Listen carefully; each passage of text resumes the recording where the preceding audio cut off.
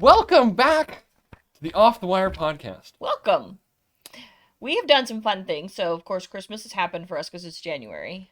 And I And if got you newspaper are pants. if you are new to us, this is a podcast about newspapers. And my son found a very interesting pair of pants for Christmas this year. They were in the clearance section, Of course they were. and there were like way too many. You can tell when a pair of something goes bad, and it's like it clearly didn't sell well because you go to the clearance section, you see like 5 pairs of them, and you're like, clearly nobody liked that, and this was one of them. Let's hope that that doesn't mean that nobody likes our newspaper podcast. I think it makes sense for me to be wearing these pants. Will I ever wear them anywhere but here? That is On yet the to be red seen. carpet when the podcast goes hot. Oh, of course, of course. I mean, they're too tight. These are large. I wear mediums in like joggers, no matter what the brand is. And the medium was skin tight. This is still skin tight. I feel like I'm wearing like leggings, like tights. If he doesn't have a story prepared, he'll just be able to look. Yeah, at you'll his see me. legs. You'll see me change what leg I'm holding while I'm looking for another story. But it every sounds day I like you come did. unprepared. It sounds like you did find a story for tonight, though. I did find a story. So again, welcome back. She's a librarian. Educated. I'm not. I'm her son. That's the best we got. That's all we can do for you. Let's start. I'll go on my big story. Okay. Big story today. From the Hammond Times, February 4th, 1910. 1910. Hammond Times is Lake County, Indiana, which is the same county as Gary, Indiana. You know, beloved Gary, known for all of its true natural beauty, I think. Everybody in Indiana loves Gary. Chicago Famous. feels as though it should be annexed, but Indiana just loves Gary. Gary is just too great of a place, I think. Absolutely. And they started off strong. Because I have a story about their first mayor. The first mayor came into power 1909? Oh. 1909, and he was on the town board from 1906 to 1909, which is then when they became an official city. So they adopted a mayor, and he was their first mayor and their first postmaster. So a true Gary, Indiana man. True servant Of- of the town. And the story I found was Predict Knott's his name was Thomas Knott. How do you spell the knot? Knotts. Like you're tying a knot with two T's. Predict Knott's impeachment. Indianapolis News prints lengthy article concerning grand jury proceedings against executive. So, And that caught your attention to say, they what? were trying to impeach the mayor in 1910. And let's find out why. Turns out, he was allowing illegal alcohol sales to continue in his county or in his jurisdiction. Shame. So people were getting arrested for illegal alcohol sales, Right. and he was doing the best he could to intervene. And I was confused because 1910, Prohibition was 1920 to 1933, so why was alcohol sales banned? And it turns out, I was looking into it, state of Indiana in 1910, so the year that this happened, 70 counties in Indiana all voted to become dry. Or Dry whatever. counties, Dry yeah. counties, 1910. So 10 years before Prohibition, 70 counties, including Lake County, the county we're talking about, banned the sale of alcohol. Welcome to the Midwest, everybody. So, this guy was doing everything in his power and was refusing to enforce against what they called blind pigs. So, the way they would get around this, they called it a blind pig which is basically just what they would call the bar. They'd call it a blind pig. What? The reason it got this name, they also sometimes call them blind tigers in more upscale cities, but the lower version was the blind pig. Oh, okay, The reason okay. this was, you could not sell alcohol. So their way of circumventing it, which they still would get arrested for, is they would say, hey, come pay to see my blind pig. like an attraction, like a carnival attraction. Look, come see this blind pig. Are Come see you this blind kidding? tiger. So they'd come in, they'd pay, oh, I'm here to see this pig. And it's Indiana. They got pigs everywhere. Just put one pig inside. And then they would just give them alcohol as part of the thing, complimentary. The alcohol was complimentary. You just had to pay to get in and see the pig. You had to pay to watch the blind pig. So they were called blind pigs, which I learned. Also blind tigers, anything like that. That was another word for like the speakeasies of the 1920s, but this was 1910 in Indiana. I love the stuff we're They finding called out. them blind pigs because you would just go there and, hey, come see my blind pig and have a drink. And the mayor was refusing to, or he was at least assisting them in getting around the rules. And this was 1910. And I couldn't find the actual case, but I can tell you that the mayor was in power till 1913, so it seems as though he did not get impeached. And he lost in 1913 he was a Democrat, and the Republicans in 1913 got backed by the steel company. Oh. And that's a whole another section of this. But before we get to that, because I was just researching this guy, because he seems like an interesting dude. So because again, town board from 1906 to 1909, and mayor from 1909 to 1913. True Right. Gary. If there was a patriot of Gary, Indiana, this was the guy. So the rules he was trying to get around: if you got caught selling alcohol, it was a $50 fine and a 30-day minimum jail sentence. So those were the minimums. You could, obviously the judge could push more. $50 in 1910. You can do the math. $1,500 today. So not a light fine. $1,500 fine minimum, Wow. along with the 30-day jail sentence, if you were just selling alcohol. And he was helping people get around that as best they could. And I wanted to know why. Why risk your job? And I've come up with a theory. I did research on this guy, and he was extremely pro-labor. And the steel factory came in Right. in 1906. They got built in 1906. Gary Works was the name. Gary Works Steel. Built in 1906, and it's still operating today. 2023, it's going to Wow. be considered defunct April of this year. Of Gary Steel Works. 2023. Crazy part about that, Gary Works is still the largest employer and tax base of Gary, Indiana. And it is becoming defunct this year. I don't know if they're building a new factory or if the whole company is just, moving out. Wow. But Gary, Indiana, I know it's not the best place to live, but it's about to get worse. Because they're about to Yeah. lose their largest employer and tax base That's possibly. terrible. I didn't have enough time to look into if Gary Works was planning on something else, building a new factory or what. But they're operating and the building will be considered defunct. And steel in Gary, Indiana is like the thing. It's the thing. You talk about that in your history class. You talk about steel in Gary, Indiana. Right. It was the biggest thing. It was the biggest producer of steel in America for a while.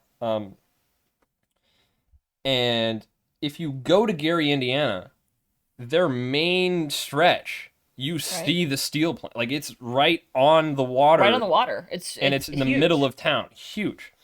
So that might be going under. But when they came to town, I think they didn't like the mayor. Oh. Because he was a pro-labor Democrat. When you have a factory that's employing right 6,000, at the time it was like 7,000 employees, and there really wasn't a whole lot of and there was not a lot of there was no not a lot of coverage around that kind of stuff, not a lot of union laws and things like that. Back in those times, you could just, like, if a union got involved, like, there were lots of instances where they would just bring in the military and shoot them, or like hire people to kill the people in charge of unions. So lots of insane treatments of workers back then, and there was an extremely pro-labor mayor. And when I think of pro-labor, there is nothing more uniting behind labor than getting home from a hard day's work and drinking liquor. Absolutely. If you work in a factory, I can guarantee that there's like a 90% chance that you like alcohol. So my theory is that this guy was pro-labor and also pro-alcohol at the time. Absolutely. And those things were kind of, he was, I'm guessing he had the pulse on the heart of the people, and that he was the good guy here. The other thing that's interesting for our story, that's pretty much everything about him. What was his name again? Thomas Knott. Thomas Knott. He wasn't a person we learned about in our history books again. That's what I love No, about and this this is an podcast. Indiana guy. He was the guy who founded Gary, pretty much. Or at least he was involved the whole step of the way. His brother was an attorney who helped him a lot. I'm guessing in this case as well. I didn't get to look too much into the case. And it's just crazy. This guy founded Gary. For the most part, he was the first postmaster, then the mayor, and he actually in 1909 he founded the Gary Evening Post, which was a newspaper run there, which then became Gary Post Tribune later. I couldn't find any articles from that newspaper. It's not on Indiana Chronicle or Hoosier Chronicle. Unfortunate. I'm sure there's a library in Gary, Indiana that has those papers. True. He also founded the Gary Trust and Savings Bank. He Again, really built up this community. he really built up Gary, and the factory people did not like it because the Republican ran against him, and I'm sure there was a lot of money funded into that campaign to get rid of him. Would love to see the ads for those campaigns. Yeah, and I'm sure we might be able to find some of that stuff. But yeah, he was But mayor Gary's not from on there. 1909 to 1913, and they were talking about his impeachment because he was not willing to shut down the alcohol sales in a time when Indiana was going dry for the first time.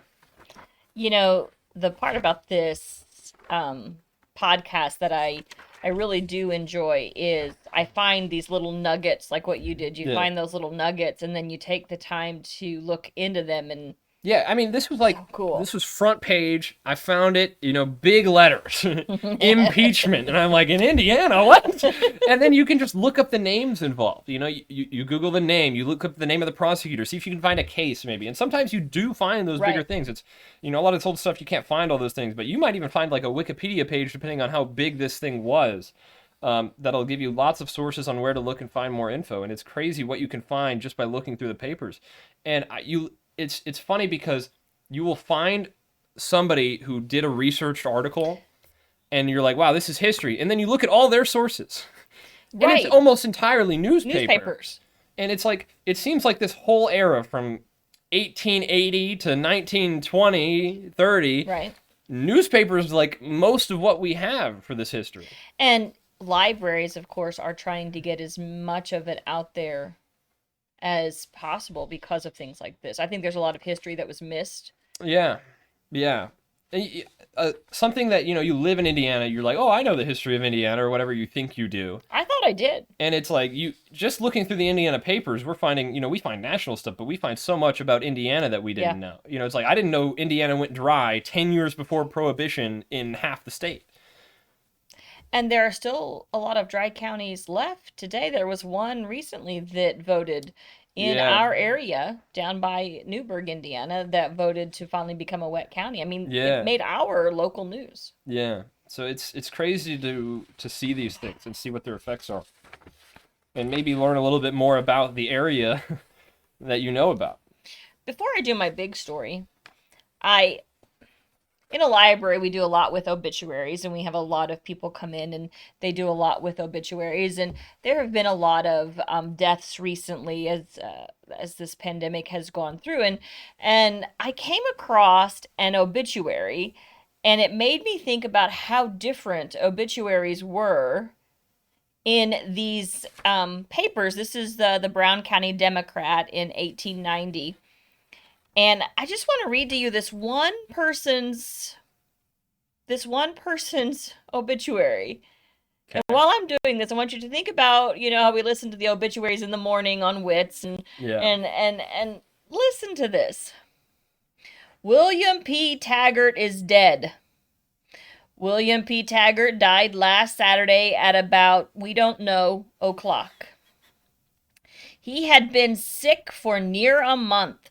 His disease, as diagnosed by physicians, is not known to us, but there was a sudden attack that overpowered him. He was in his 58 years.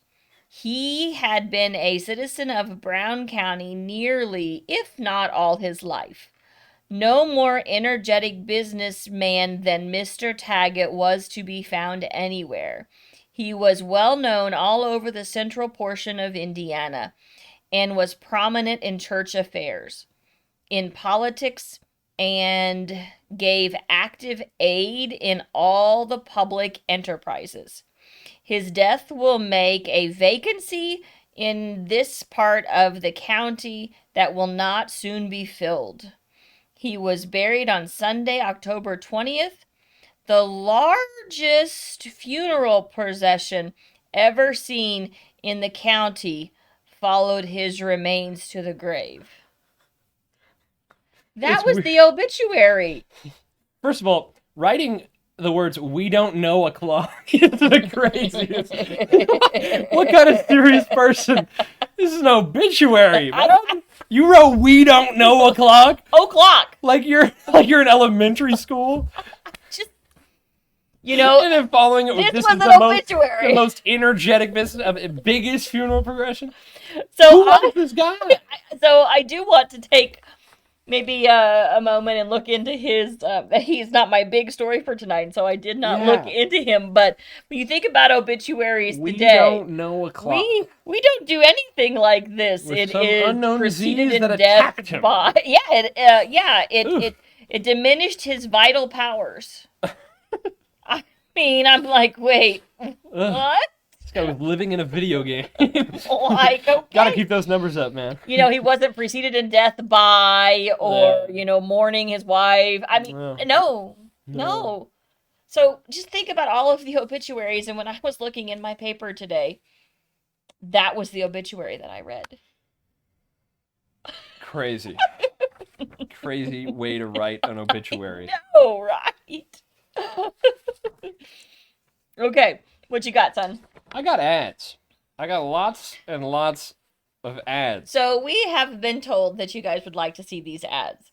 Um, So our producer has decided that he will post some of these. we'll try to get some of them on the screen. The ones that, look nice at least. A lot of these are literally just words. So, to be fair, there's not much to see on a lot of them.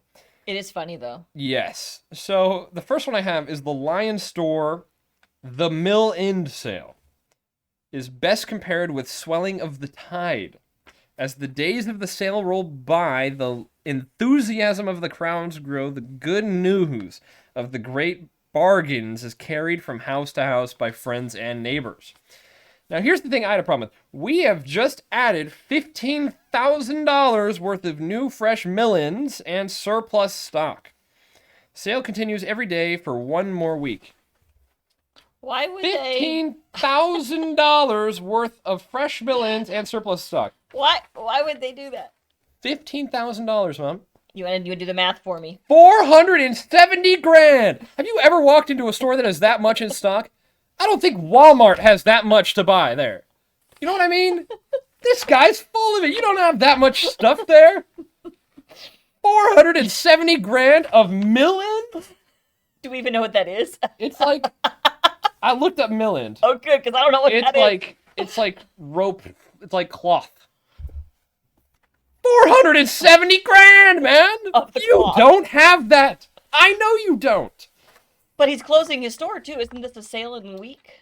It's just a sale. It's not like closing stores. Oh, okay. He's got stock. I just got $15,000 of it. He got one of those sketchy loans from one of those mobsters. He does not have that much stock. And he's going to sell it all in a week? 1 week? This is Hammond, Indiana, man. You're not selling that much. It's probably during the wintertime, too, when it's snowing. And the fake news continues. This one was wild. We'll have to put this one on the screen. I was looking at this story. John was in the room with me. And at the top of it, in big words, it says, "Look, South Pole discovered."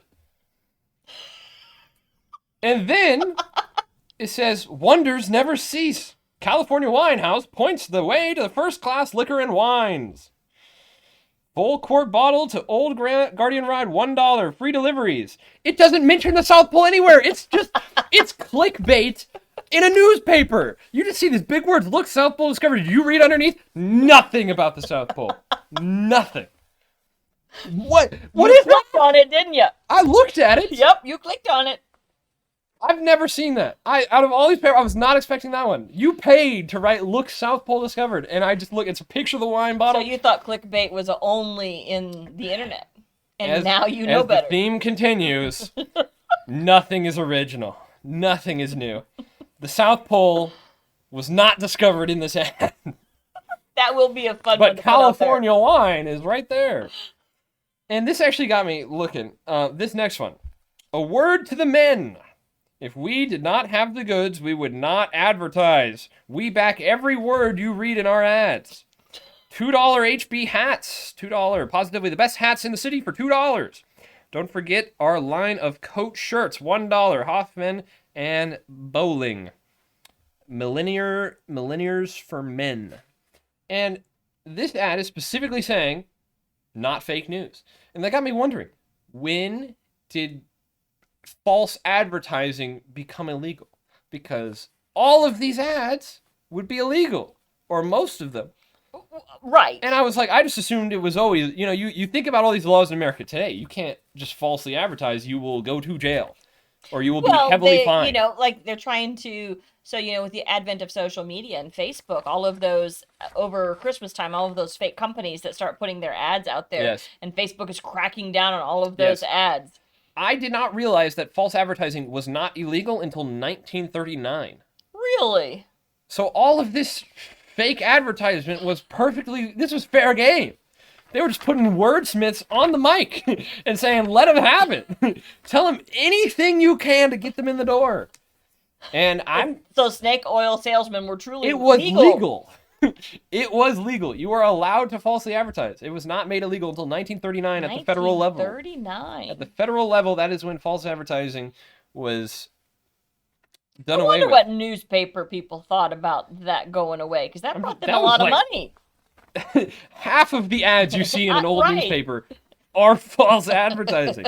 So I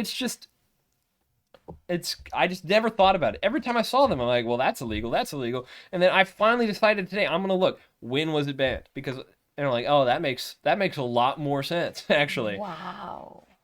1939 was when it was banned. I'm sure there were some states that got rid of it earlier, but federal level, 1939 was when they made false advertising a crime.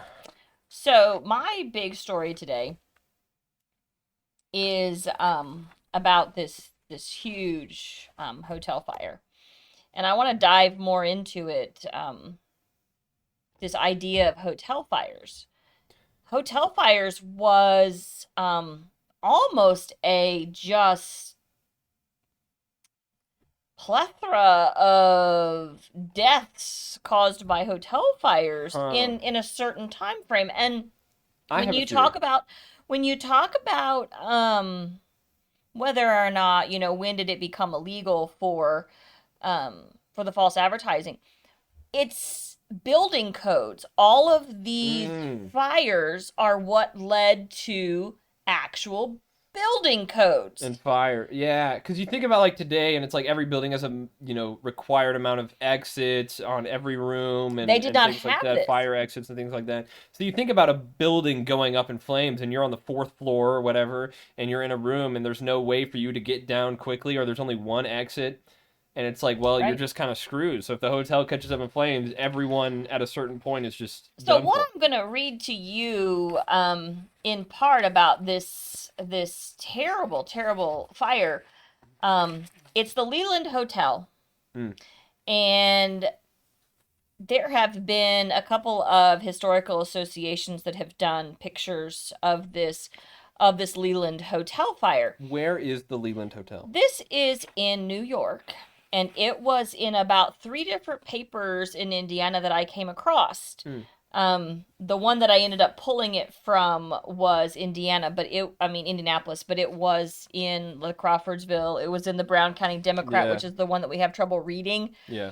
And so that's where I found the story to begin with, was in the Brown County Democrat.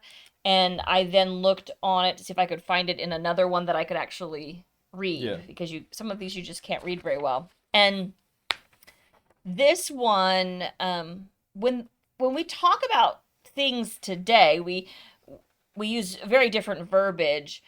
And in this just summary here, a fire destroyed the Leland Hotel, which was located in West Fayette and South Franklin Streets. The fire started early in the morning and was out of control by the time it was discovered. Several guests were trapped on the upper floors and were forced to jump out of the windows. At least 6 were killed and dozens more seriously injured, including actress Cora Tanner, which I didn't look her up, but she was in town for a performance at the Grand Opera House. This hotel opened 2 years prior, May 1st, 1888, and this was a huge story in 1890 because it was only open for 2 years. It was 6 stories high with over 100 rooms. And this was completely destroyed by one of the worst fires in city history. So it was one of the worst fires in city history. Wow. See how benign that was when, you talk about it. It was pretty benign. When they talk about tragedies today, we like to use benign language because it's less offensive, I guess. Yes. It's more respectful in general to all the people involved if you're speaking about it just on a factual basis. Be nice, trying to get the information across without, over glamorizing the situation. The Leland Hotel, the rates were from $2.50 to $4 per day. No charge for transfer of baggage. What year was this? 1880. $2 in 1880? I think that's like $50 today. $50 or $60. Oh, I'm sorry, 1890. I'm sorry, I said that wrong. 1890. I want to say I don't remember the conversion. Here's the picture of it. I don't remember the conversion for 1890, but I want to say that's like $50 or $60 a day, which isn't bad. No, it was. That's not bad. I'm sure it was nicer than a Motel 6, and I have to pay more than that to get in a Motel 6 a day. You know what I mean? Now explain that to me. Powers it be? Who's setting the prices here? So we'll have to give some of these pictures to our producer and let him put that on there. But 25 lives total were lost. Yeah. And it started, I don't know that it started, but it was really caused by the elevator shaft. They had an elevator in 1880? It says that this elevator, 1890, this elevator operator rescued several people at the terrible fire in 1890. He later tried his hand at firefighting and saved many people. So that is crazy, because I'm thinking about what an elevator. I gotta look this up later because I'm thinking this African American guy, he kept going in to rescue people. That's heroic. And I don't know that he is talked about. I'm getting this image of because I'm guessing it was more of kind of just a platform that went up and down, and you had to have a person who was running it. Yeah, he had to run it. I'm imagining this guy, this whole building is going down, and he's just cranking this elevator up and going up and down and getting people and getting them out, which is crazy. So that's that. And the thing is, he is not mentioned in any of these articles. I found him when I was researching this. Oh, well, yeah, he's black. It's like 1900, 1890. 1890. You think they were going to write about that guy? I know. You know what I mean? It's pretty but that's with him. Crazy stuff. So that's like that psychotic bravery. Well, he became, after the Leland Hotel burned down and he no longer had a job, he became a firefighter. So it all worked out for him. He clearly had what it takes to get the job done. I mean, that's heroic stuff. So, now that you've had the overview, part of what we do in this is, just like Austin a moment ago when he read the words in the ad, is use some of the verbiage that these reporters said about this hotel fire. Okay, it says, dead and missing reduced to 6, and those hurt by jumping or falling to 13. Fatal explosion. Fatal That's explosion. the title there. The magnificent Leland Hotel, the most modern and the finest appointed hotel in central New York, is today nothing but a mass of smoldering ruins. It was 12:45 o'clock. They like their o'clocks. They really love saying o'clock. This morning when the fire was first discovered in the region of the kitchen, located on the second floor in the rear of the west side of the building. So it was a kitchen fire. It looks like it was a kitchen fire. That blows my theory out of the water. Well, either way. Inside of 15 minutes, the building was flames from end to end. and before 30 minutes had elapsed, the walls had fallen, with the exception to the northeast corner. You know how we've seen all these art? They're really putting me there. They're letting me relive this moment. I mean, remember with the monster, Yes. they really put all these details in. They were there. They saw it happen. The whole was one seething furnace to which was added the horror that many lives were involved. At first, it was feared that the loss... Oh, I've got him out of order. One death is attributed to the wires, that of Anna Cummings, who jumped and struck a mass of wires instead of the net held to catch her. The scene at one window was a repetition of view at others, women and men letting themselves down by the aid of ropes. Some escaped injury and others were badly hurt.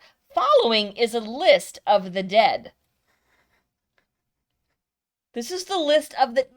I mean, did next of kin get notified? Let's see what these obituaries say. Oh, it looks like Mom and Dad died today. Yeah. Sorry we didn't get that ahead of time. Yeah. That's like a real thing that could happen, by the way. Your parents, like, you could be living in Indiana. Yes. Crawfordsville. And right? I went to stay at the hotel. And you went to New York with Father, and I start reading the paper like we do every day. Oh, the Leland Hotel had a fire? Oh, list of dead. That's my mom. Right? Like, because realistically, how else would they have notified you earlier? You wouldn't have been. The Pony Express was not really... So here's a couple of them. Anna Cummings of New York, aged 25, jumped from 5th floor, killed instantly. This is exactly how it was written, guys. There's not a single person today who would ever write a story that said killed instantly. That's how I describe it when I'm playing video games. Like, I got killed instantly. Like, apparently it was okay in the writing. I've never heard anybody describe that for an actual human being. I know. So we also have William E. Harrop of Elizabeth, New Jersey, place of business Worth Street, New York, aged 40, lowered himself by rope halfway down from 4th floor when rope burned off and he fell to the ground. He died at 4 a.m. He died at 4 a.m., by the way. You mean 4 a.m. o'clock? I know, right? They didn't want to put the o'clock this time. When the rope burned, he fell to the ground. How do you know that? Were you there? This guy... I'm starting to believe that this was not a kitchen fire. This newspaper article writer is an arsonist. He set the fire. He wrote the story. There is no way you could know this. I know, man. right? Okay. No way. Rose Schwartz, aged 23, hotel domestic, jumped from the 5th floor, right side of face smashed, compound fracture of both arms, died from shock and internal injuries at the House of Good Shepherd. Her face was smashed. Only the right side. You write that? Only Untrue. Only the right side. I love that we get to know that. I'm saying. Who writes this, man? When the flames began to sweep through the hotel, night clerk Jones set the automatic fire alarm bell ringing, and before the rudely awakened guests... Yeah, it's pretty rude to wake somebody with a fire alarm, I must say. ...could realize what was the matter, the smoke and flames rushed through the halls, cutting off the usual means of exit. Each room was provided with a common rope fire escape, and by means of these many lives were saved. So you know how they have those little boats? Why isn't this a standard that we kept, by the way? I know, right? One rope in every room so that you can get out. Just one rope. So we have those little boats, those little buoys, right? Don't you think you could use a rope and to they get didn't out have the enough window? of those on the Titanic, and nobody thought about rope burning in the fire because apparently the rope would burn in the fire. You were just too slow. Get on the rope, Mom. Maybe that Millhouse rope. Do you think you, 50-year-old female mother, could rope yourself down from the 6th floors. I want to know how the rope was attached to the wall. I mean, I want to know how these ropes were in these hotel rooms. I'm so curious about these ropes. I don't think people. I think there's a lot of people my age, you know, who could not rope themselves down 6 floors without falling. Or getting burned first. Yes. I like this standard. We should go back to this standard, I think. I think 1800s builders had the standards right. One rope per room. Oh, yeah. Who needs fire escapes when you have a rope? The burning hotel, viewed from the street, presented a scene which will never be forgotten. It was agonizing in the extreme. Many lives were saved by the firemen, though they were greatly hampered by overheated wires in getting ladders to the 4th floor. Being a firefighter in 1890 sounds like the most insane job ever. You got these buildings who have no fire escapes, no emergency stairs. None. It was because, ropes. the elevator works, right? Oh, you have a rope if you want to get out. How do you save a guy from that? You don't have like a modern day water truck. You know what I mean? And there were these wires. You're just going in. You don't have the heat-resistant clothing. No. You're just running into a burning building with no fire standards, and you're like, yeah, I'll do that. I'll get him out. Don't worry, boss. You know, I'm that guy. So we have, not only do we have names of the ones that died, we have names of the injured. Oh, please tell me this guy lived, but now he's, dilapidated for life. Yes. Annie Campbell. So there's another Annie Campbell here. She's 18. Hotel domestic. Jumped from the 5th floor. Left eye smashed. Compound fracture, upper arm. Compound dislocated right ankle. Severe shock. Will probably survive. Probably. Maybe that's why, so then... I love that, he went to the doctor, too. Because he had to find out all those things. He went to that doctor. That doctor said, yeah, she'll probably live.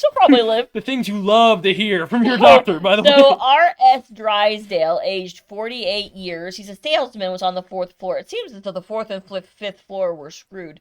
Came down 2.5 stories on a rope.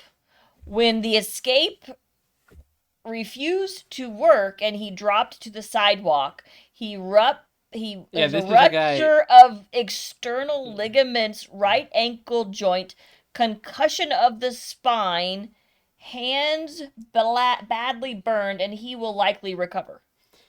That would be you. That would be you trying to get down from the rope and then slipping on the 3rd floor and falling the rest of the way. The person who wrote this, does he have a medical background or something? I'm telling you, he went to every he did the crime. I'm telling you, to know all of this, he either spent a week writing the story. There's like 4 options.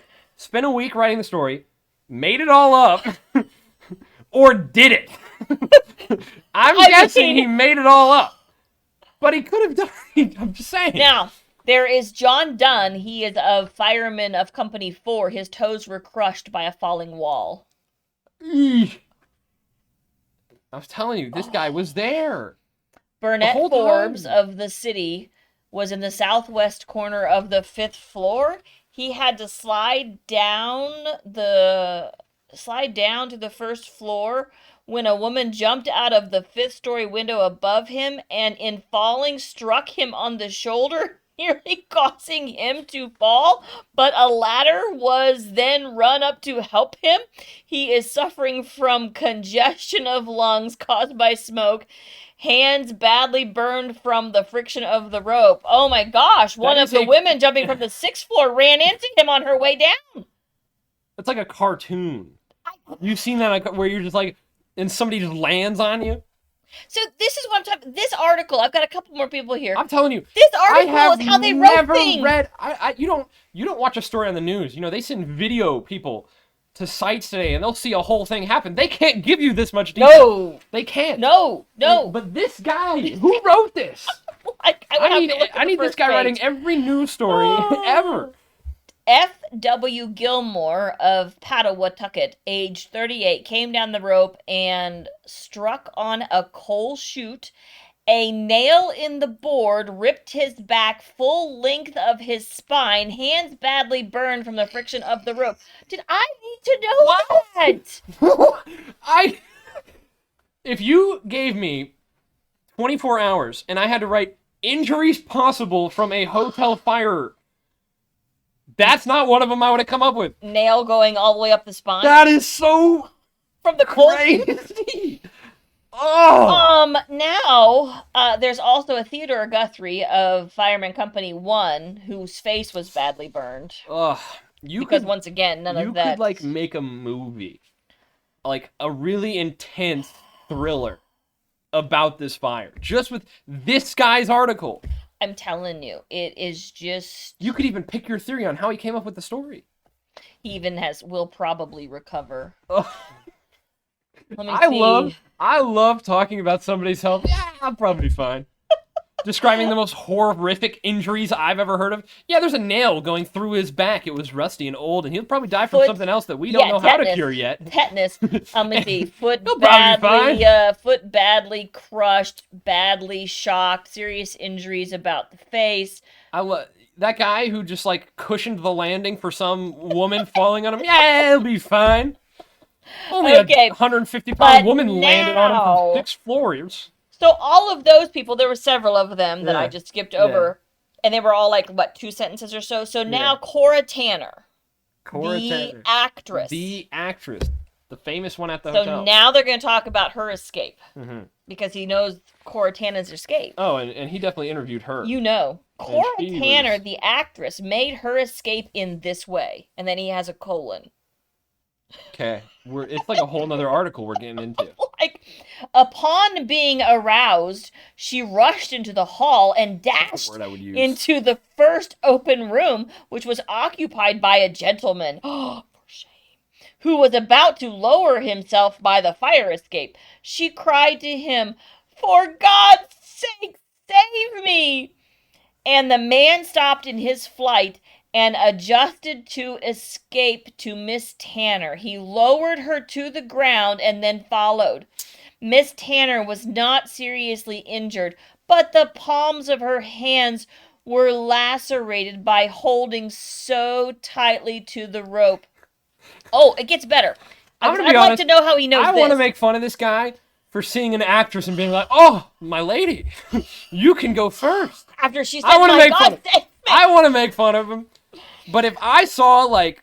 Oh, no, listen, because she was not just her, because it says, Miss Tanner saved her jewels and $500 in cash and valuables, having gathered them up hastily, thrust them into her jewel case, and tied it about her neck. Yeah. Miss Tanner was taken to the Vanderbilt house and attended to. The other members of her company are also at the Vanderbilt house. Miss Dupree and Miss Klein, both of the same company, had narrowly escaped. You know who's not at the Vanderbilt house? All of the workers of that hotel who are not domestics. Rich. All the domestics who are not rich enough to be friends with the Vanderbilts. Absolutely. They were on the 5th floor and would doubtless have perished, this is her court, had it not been for the courageous boy who ran the elevator. That's his one line. All I'm saying is if I was in a hotel and Selena Gomez is trying to get out of there, if Ariana Grande is trying to get out of there, I might let her go first. I might be willing to let her go first. I would not feel good about it. Afterwards, I'd be like, maybe I should have prioritized my own life over random rich famous lady.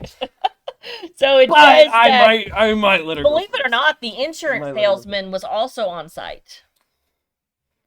And he believes that the place was set on fire and the fire started in the back room where a lot of salesman grease was stored. By the way, insurance salesman who probably sold insurance to the hotel, which included fire coverage, he's definitely sitting there, "Oh, I know it was arson. And we are not covering this hotel fire." So there was another hotel fire this morning. At about 5 o'clock, flames were discovered in the kitchen of the Globe Hotel. And so there was a whole nother fire that day. And so I'm just saying. And I bet he has a full article that he wrote about it because he And was I there have- at the perfect I time to have know everything. 2 other fires listed right underneath that one even. I mean, this is just crazy. So it sounds like they're just kitchen fires, which hire some better cooks. I mean, I guess. I was originally going to guess that it was like these hotels were getting lit. They were partying. And if you Oh. think about it, Are they lathering them no, up with the this was grease? candle times. So I'm imagining the grease and the candles. what I'm imagining is them going at it, you know, breaking it down with candles in their hands. You know, they've got alcohol. This is before Prohibition. And they're just, you know, oops, drop a candle, whole place goes up in flames, and they were getting down with it. But no, they were holding on to too much grease. it sounds like it was just kitchen fires, which is way less cool. But I still am holding on to the arson angle because I think that's way funnier. I think that's way What do you think about the one line of the elevator operator? I mean, The there's a lot. courageous boy. Again, there are so many angles to take this story. I know. And the other thing is, we don't know if any of it's true. We still don't know. That whole elevator operator could be fake. I doubt it, because he's black, and they would never accidentally give credit to a black man in the 1800s. So I'm sure that's true. Everything else, it's, you know, you have no clue. And you'd have to find all of their obituaries. you could write a whole novel about, or write a movie about just how an arson did it, or how it was a kitchen fire and famous lady was there. I just find it interesting that you came up with an article that then led to a law, and I came up with an article that was also beginning to lead to a law. Definitely a contributing factor to building codes. And I mean, when I went to the Wikipedia page about this hotel, that's where I found that this led to. Yeah, it's crazy because, I mean, think about how rules are made today. Like even in like businesses, at schools. It's very reactive. At a skating rink, right? We see kids do dumb things, then we make a rule against said dumb thing. It's so true. People ask me, why is that rule in place? And half the time, me or my brother did it at our skating rink. Or, you know, even at the schools, it's always, you hear about that kid who was the reason the rule got made. Yes. What you don't realize is that actual crimes were come up with the same exact way. And that's how the laws happen. That's a tough thing to think about. It's like, wait, we had to wait for somebody to burn down a bunch of hotels before we realized that, hey, maybe a fire escape a fire safety plan or building codes might be a smart idea. Mm-hmm. Maybe allowing people to say anything and everything about their product, even if it's not true, not the smartest plan. And it's like, I don't know, it's this wild perspective on government in America, and you don't realize it until you see this kind of stuff. In looking at these old newspapers, it surprises me how much of the governmental workings are actually in these papers. It's crazy to see, because in this time period, a lot of city governments were being founded, and you just see, oh, he's being impeached on his first term, the first mayor ever getting impeached, you know? And it's like, you look at the way government functioned for the first time, you know, the first time the city gets to run with a mayor. Right. And they have all this, you know, the councils and the prosecutors and like how that relationship works, and you're like, well, that's kind of not how it should be. And then it's like, well, even today we have some cities and local governments don't run the best. And it's like, you see the bigger ones, and you can look at those and look at their early founders. Right. Right. If you go to a small town today, a lot of them are early on in their city, you know, their city government. Talking about your ads and being fake, are you gonna I've got some more talk to go about with it. this Sure. Sapporo one? So we covered Sapolio in the past. Sapolio, which our producer will put the original ad on. We do have the original one. It's just a soap. It's like a soap cake. The way I imagine it is, you like know what a urinal cake looks like, just that it's like a bar of soap, and they advertise it as a way to clean. And this advertisement is in lots of papers. The Sapporo is out there. Oh, if you look at any paper, there's like a 50% chance that there's a Sapolio ad. And this advertisement specifically is the best. Is I the cheapest? Avoid imitations of and substitutes for Sapolio. It is a solid cake of scouring soap. Try it in your next house cleaning. Right underneath it, immediately underneath it, there is this written like a normal article. It is worse than nonsense to buy a cheap article with which to damage more valuable property. Scouring soap is at best only a trifling expense, but with a poor and cheap article, it is likely to do considerable damage to fine marble or other property. There's not even an ad there. Somebody bought the space under the Sapolio ad just to trash on Sapolio. Just to say this is fake news. This is a rich person who, by the way, mentioning marble, if you mention fine marble... In 1890? You were wealthy. So what happened? Bought it. You can imagine this all happening. This rich guy saw the ads, bought the Sapolio. He's like, oh, I can clean my fine marble. It'll be just as white and shiny as it was when I bought it. By the way, probably the top 1% of 1% in his town. This guy's biggest problem is how white his marble isn't. Correct. So he bought this, and he had a bad experience with Sapolio. Probably scratched the marble. Now he's sitting there, oh no, they lied to me. The ads suck. This Shocking. stuff sucks. Which was legal at the time. You know what else is legal? Buying the space underneath all of the Sapolio ads in your local paper. And immediately trashing on it so that anybody who reads the Sapolio ad will think that it's part of the ad and read further and realize, oh, this guy thinks it sucks. Which is a crazy thing to do. That's the review of the ad. I would love to do this today. I want to find a way, and I know people have done this, where they'll buy social media ads, and on Facebook, you can target hyper-specific groups of people. Yes. Facebook does its best, and the reason so many people advertise on Facebook is because you can track, I want only people who have shopped at or have purchased this item in the past 30 days. So that's why you can get, like, if you're pregnant and you've started looking up things, Facebook knows, and people who sell baby products will start advertising to you. Facebook knows everything. So I want to, like, target people who are in the market for certain things and just start saying stuff.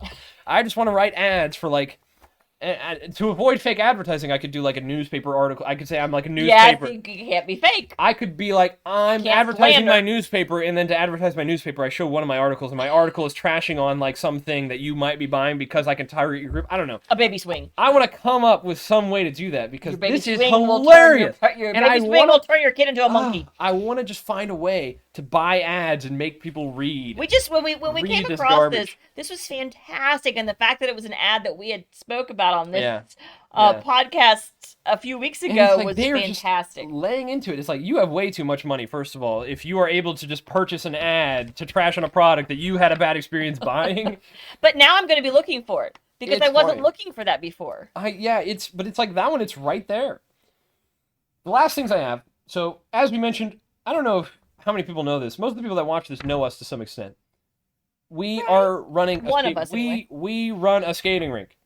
Family is in the skating rink business. Some people are saying skating rinks are Still a thing. And one of the things I saw at the top of a page, they couldn't afford a whole ad because it's a skating rink. It is a skating rink. They don't make that much money.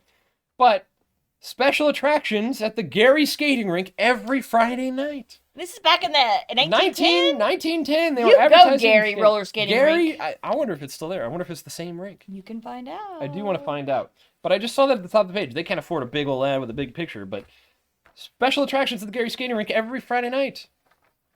That's fantastic. Gary skating rink was open in 1910, and they were advertising.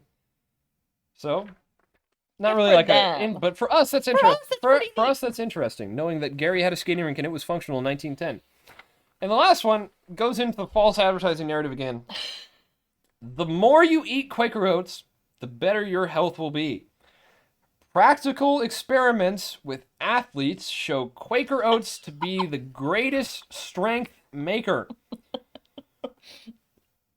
And with what we know About the false about advertising. Quaker Oats and how you build muscle, Quaker Oats are 100% carbs. Which I'm not saying are bad, because I eat oats before, like when I did that half marathon last year. We ate oatmeal for breakfast because it's a very quick carb and it's good for you to have that when you're doing your physical activity. Right.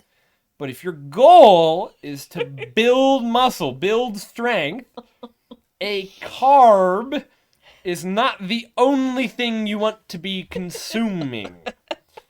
So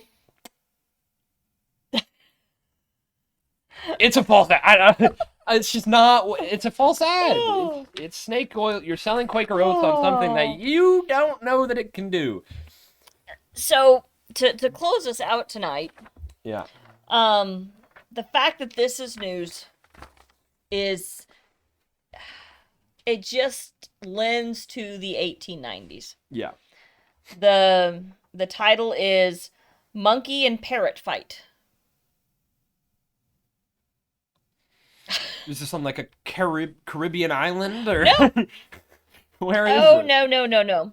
While going Are there pirates along involved? 3rd Avenue, Brooklyn, a reporter for the New York World witnessed a fight of a novel and exciting nature. Mm. It took place in front of one of a row of houses. The combatants were a parrot and a monkey. The object of contention was a crust of bread which was lying on a neighboring windowsill.